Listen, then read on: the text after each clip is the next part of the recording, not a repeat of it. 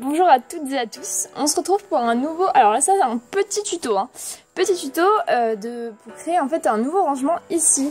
Donc si jamais vous n'avez pas de notes, je vais vous montrer une technique en fait pour ranger après des petits die cuts. Typiquement vous voyez que moi j'ai vraiment beaucoup de die cuts qui traînent, donc ça me permettra d'en mettre un petit peu là, enfin die cut et chipboard évidemment. Bref, trêve de blabla, on va commencer. Donc vous aurez besoin d'une feuille, alors moi j'ai pris celle-ci, toujours du bloc de Crafty Girls, sachant que l'article est actuellement en rupture de stock, parce que apparemment ça vous a beaucoup plu, donc il restera des grandes feuilles.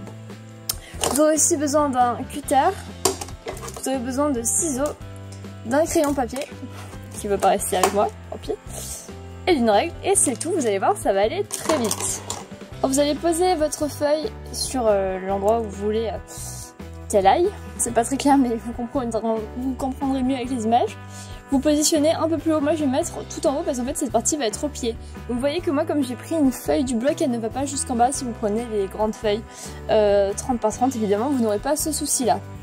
Bref, moi, je veux que ça aille tout en haut quasiment. Donc là, j'aligne bien mon papier sur le bord et je vais venir reporter en fait là où ça s'arrête. À peu près. Voici. Et là, en termes de longueur, ce sera à peu près jusque là. Hop. Donc là j'ai fait une marge un peu serrée, vu que ça va être galère après pour le mettre, je vais venir prendre un petit peu plus d'espace pour qu'en fait quand je le plie, le bord soit pas pile ici en fait, pour qu'il soit plutôt par ici. Pour l'instant c'est pas bien clair mais ça va s'éclairer très vite, vous allez voir. Voici, alors vous venez couper sur vos repères.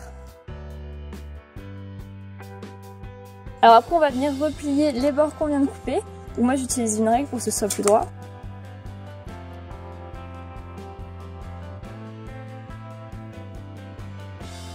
Alors on va venir le positionner pour voir si ça nous convient. Voilà ce que ça me donne. Donc là vous voyez ça va un petit peu battre, on va dire entre guillemets. Mais vous pouvez mettre, il y a des gens qui vont mettre du double face. Honnêtement moi je ne le tente pas sur le planeur. Mais vous pouvez mettre un washi pour que ce soit 7e mur. Bref. Après vous pouvez venir prendre les repères pour là où vous voulez faire les espacements pour les die cuts. Vous pouvez faire ça au feeling. Alors au feeling ça veut dire que ça ne va pas être très régulier, mais c'est pas grave, écoutez ça fait un charme je trouve. Alors là je vous conseille de prendre un tapis de protection, moi j'y vais comme ça en mode je le sens bien mais ça peut mal se passer.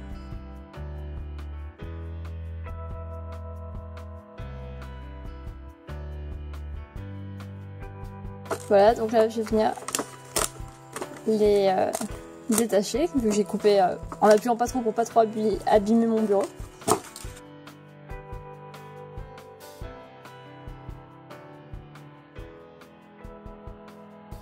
Donc là c'est fini déjà, on va venir le replacer et je vais vous montrer juste comment je vais l'utiliser. Donc là ça va quand même être des die cuts où il y a un rebord pour pas qu'il plonge, vu qu'on n'a pas fermé en bas. Vous voyez, comme ça je sais qu'il va pas tomber. Si je mets celui-là alors qu'il n'y a rien qui le retient, enfin il y a de grandes chances qu'il tombe en très peu de temps. Donc là c'est vraiment pour voilà, des die cuts, pour des choses qui ont une accroche en fait, entre guillemets on va dire. Donc voilà ce que ça me donne. Alors vous voyez, hop. Après il faut pas que ce soit un planeur que vous emmeniez partout avec vous non plus. Mais là en l'occurrence c'est un planeur qui va rester sur mon bureau. Ça tient quand même relativement bien et ça me permet de gagner de la place ailleurs et en plus ça, je trouve que ça fait vraiment sympa. Bref voilà, c'est tout pour ce petit tuto, j'espère qu'il vous aura plu et je vous donne rendez-vous sur la boutique. En ce moment, donc là si vous voyez cette vidéo, on est le 27, du 27 au 1er, il y a moins 10% sur toute la boutique, donc même les planeurs, même la collection Crafty Girl, sur absolument toute la boutique avec le code French Day, donc tout ça vous pourrez le retrouver sur le site et sur les réseaux sociaux. Bref, je vous dis à la prochaine!